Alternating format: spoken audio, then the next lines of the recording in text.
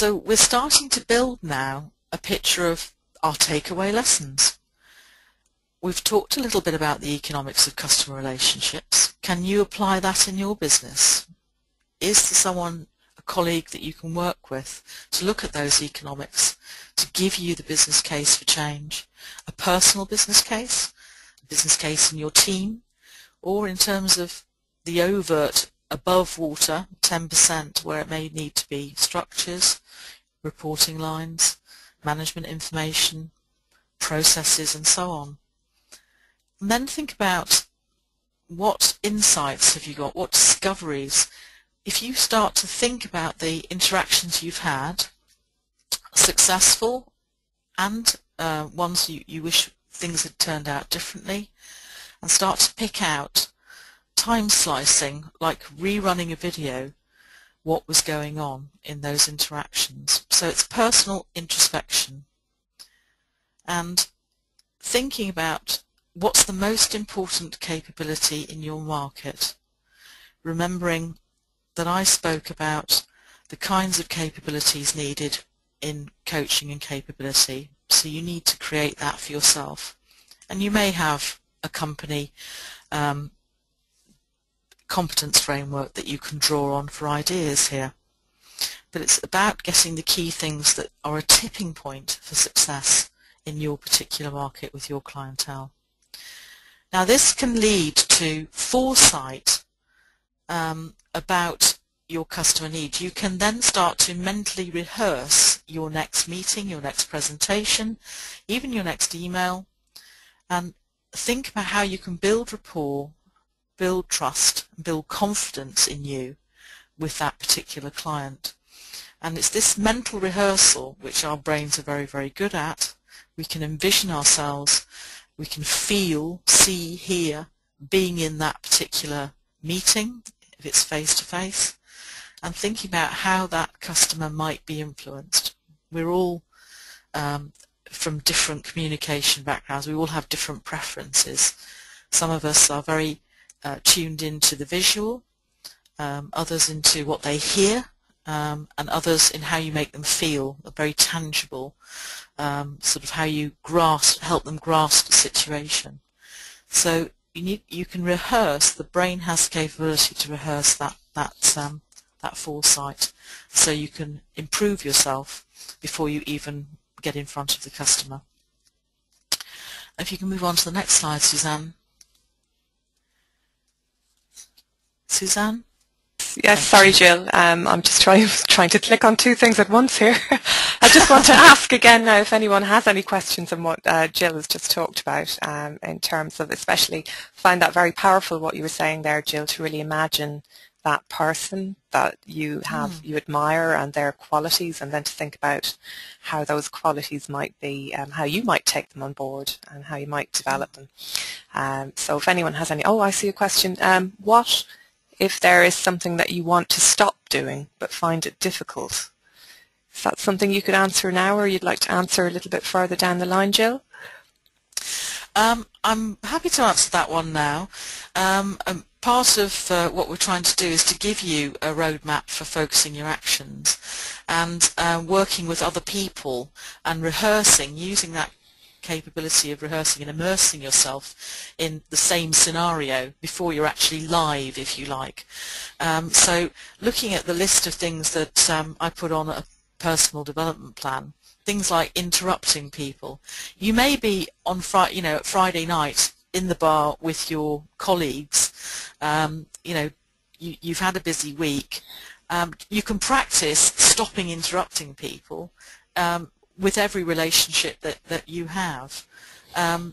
Part of interrupting people is often that you're so keen to share with them what your next thought is, so that you should actually stop actively listening. So you can rehearse anywhere, and you can enroll friends, family, and other work colleagues in rehearsing this and practicing these skills. So you don't have to keep doing it live and learning from experience in a live sort of situation where it really impacts the client relationship. Does that answer the question? Cormac, does that answer the question?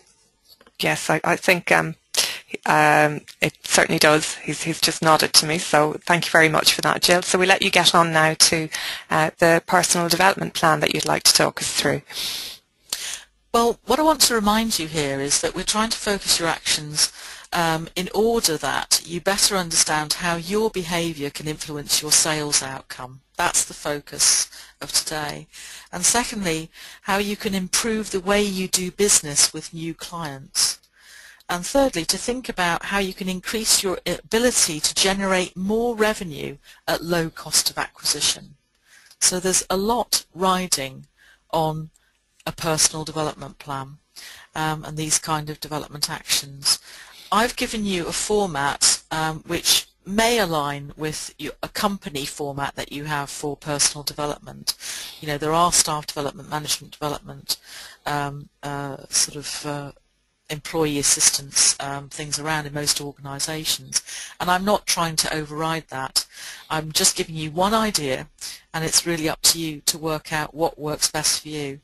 You know, there may be things that you can fit on your BlackBerry screen that you can't utilise on, you know, other mobile devices, or you may have something on your laptop that you can't fit on your BlackBerry, or you may just like to have a little notebook that you can carry around in your bag. So it's really about making something that's tangible, easily accessible, but actually allows you to grab those moments, even if it's sitting waiting for your train or whatever. It's grabbing all of those moments in our busy lives where we really can reflect, pick out insights and discoveries, and model our own success. You know, picking up on why people bought from you and made major sales is a really, really valuable thing to do. And you know, we do have this human tendency to focus on the negative, so that's what I want you to do, is a simple focus for your actions and model your success and ask questions about why things were successful, and do it on a weekly basis, if not, you know, even a daily basis. So if you move on to the next slide. So really you're painting a compelling picture, a personal business case for yourself. How do you influence and move people? You know, what's relevant, what's appropriate for your conversations with clients? And can you key into your guiding emotions and the passion that you have, and always plan for a positive emotional outcome? So whether it's constructing an email, you're planning for a positive emotional outcome in the person that receives your email. Similarly, in a telephone call, you get clarity early on as to why you are calling that person and what the purpose of your conversation is, again driving for that positive emotional outcome. So now you can itemize all of the things that have started to occur to you, and also do this introspection when we finish the webinar, so that you have identified everything that you need to focus on to make a better lasting impression. So I'm now really at the end of my talk. Over to you, Suzanne. Okay, thank you very much, Jill. We have a question from the audience from Aku asking, can you recommend an application that you can have on your mobile to help with your personal development for taking notes? Have you got anything you can share there, Jill, or perhaps our audience can share anything that they think they might be able to use as well? Well, funnily enough, I was actually thinking I ought to develop an app for iPhones and so on this morning. So there we are, Suzanne. There's an agenda item for after the webinar. But I'd be delighted. I'd be delighted to hear from anybody who's listening who has got something they think we can use right now. I'm quite happy to use what's available. Okay, I know I've personally used, there's notes, a notes facility available on the iPhone that you can add to and you can write in at any point. I mean, it can literally be as simple as that.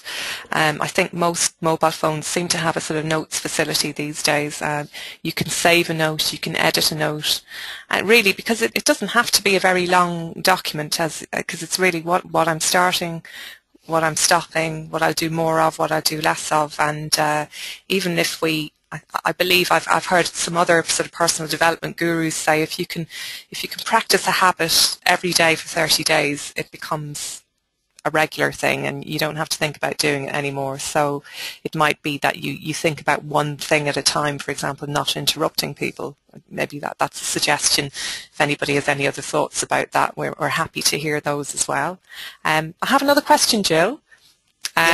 We are wired to pick up subtle clues. This is what you said, I think, earlier at the beginning of the presentation. Why are some people better at it? Is it practice and/or techniques or genetics? And is there anything we can do about improving it if we're not very good at it? Well, yes, we can do something about improving it, and the reasons why some people are better than others can be sort of nature and nurture. So it can be about upbringing, and also the sort of preferences that we're hardwired with for receiving information. I mean, essentially, the reason why we pick up all of the sort of visual clues and the tonality of people's voices and so on, the nuances, is about survival, and it's how we've managed to get to the stage we have as mankind, as human beings. We did used to live, millions of years ago in everyday, constant threat, and so various parts of our brain have developed, and they're all still present in our brain, and when we feel threatened, and sometimes in business life we can feel very under threat. If we've got a really big sale that we've got to bring through the door, that puts us into fight or flight mode. Different people, depending on nature and nurture, have a starting point that's higher up the scale, if you like, on being able to read all these clues. But the great news is that unlike your intelligent quotient, you can develop these skills, and it has to start by creating better learning and measurement of results for yourself. So it has to start with self-awareness as the first building block, and that self-management, and just going through that feedback loop for yourself with these kind of simple development tools that we're giving you today. Then you can move on to the more complex social awarenesses of understanding other people and empathy and leading and pacing other people and so on, and then influencing them, and real kind of leadership and visionary, and achievement of orientation and driving the achievement of others. So those are the more complex skills that perhaps we can look at in other webinars. It's got to start with the building blocks of self-awareness and self-management. Yes, absolutely agree. From personal experience and getting feedback from people, as you say, Jill, it can be enormously helpful in that regard, because we often maybe have a blind spot to certain habits that we indulge in and don't quite realise what sort of impact they're having. So it's nice to have maybe a friendly friend who will give it to us softly in a way that we can take. Absolutely. Feedback is fantastic, and it can feel uncomfortable, I do recognise that, but it's the biggest way, it's the biggest set of clues, and whilst I hate having it done, videoing yourself or having yourself videoed when you're doing presentation rehearsals and things like that, it does pick out all of the physical things and the expressions and so on that you're unaware that you pull in different situations, but these are all clues to our underlying emotions, and so it really is worth putting in that effort. It's what the best people do. They get the payback for it. So I'm just encouraging you to give yourself that time.